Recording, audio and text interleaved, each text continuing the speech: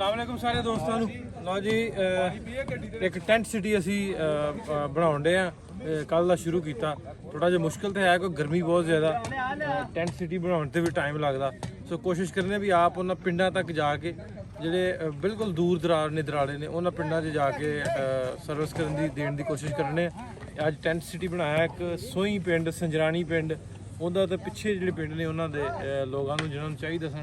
ਉਹਨਾਂ ਤੱਕ tent city ਬਣਾਇਆ ਹੋਪਫੁਲੀ ਅਸੀਂ ਜਿਹੜੀ ਟੈਂਟ ਸਿਟੀ ਬਣਾਇਆ ਇਹਨਾਂ ਨੇ ਇਹਨਾਂ ਨੂੰ ਖਾਤਰ ਖਾ ਜਿਹੜਾ ਫਾਇਦਾ ਹੋਏਗਾ।